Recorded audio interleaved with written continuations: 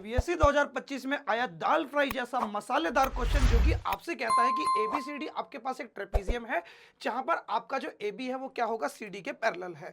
तो आपको जो है बेटा क्या करना है, इस शेडिड पोर्शन का एरिया निकालना है। तो सबसे पहले अगर आप एक बात का ध्यान दो तो ये जो शेडिड पोर्शन है ये क्या बन रहे हैं, एक सेक्टर की फॉर्म बन रहे हैं। यानी कि आपको क्या करना है, इन दोनों सेक्टर का एरिया निकालना है। तो सेक्टर का एरिया निकालने का जो फॉर्मूला होता है वो होता है थीटा अपॉन में 360 पाई आर स्क्वायर।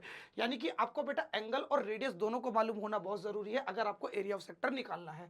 तो यहां से देखो आपको रेडियस तो मालूम है, दोनों केस में रेडियस तो मालूम है, लेकिन क्या मालूम नहीं है आपको, एंगल मालूम नहीं है। तो एंगल कैसे निकलेगा, तो सुनो मेरी बात ध्यान से। अगर ये दोनों लाइन आपस में पैरेलल है तो इनके अल्टरनेट इंटीरियर एंगल आपस में क्या होंगे, इक्वल होंगे। अगर ये एंगल आपका 120 है तो बेटा ये एंगल भी आपका कितना हो जाएगा, 120।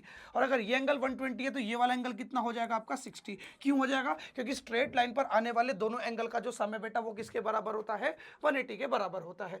सिमिलरली यहां पर भी होगा, अगर ये एंगल आपका 60 है तो ये एंगल भी कितना हो जाएगा आपका 60, अल्टरनेट इंटीरियर एंगल। और अगर ये एंगल 60 है तो बेटा ये इधर जो ये वाला इधर वाला एंगल जो बनेगा वो कितना बनेगा, 120। क्यों बेटा, स्ट्रेट लाइन पे बनने वाले दोनों एंगल का सम जो है वो कितना होता है, 180 डिग्री। तो अगर मैं इस वाले एरिया की बात करूं तो बेटा देखो मेरा थीटा जो है 120 हो गया, अपॉन में 360, पाई की जगह पे पाई रखा और रेडियस क्या है आपकी 3, तो 3 का स्क्वायर प्लस।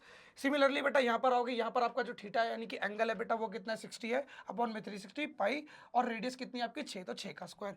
सॉल्व करोगे, सॉल्व करने के बाद बेटा क्या करोगे, इनका डिनोमिनेटर सेम करोगे, डिनोमिनेटर सेम करके बेटा जब आप इसको सॉल्व करोगे तो आपको मिलेगा आंसर 9 पाई सेंटीमीटर स्क्वायर। तो ये हो जाएगा आपका फाइनल आंसर। तो ऐसे अच्छे अच्छे क्वेश्चंस के लिए हमारे चैनल को सब्सक्राइब करें।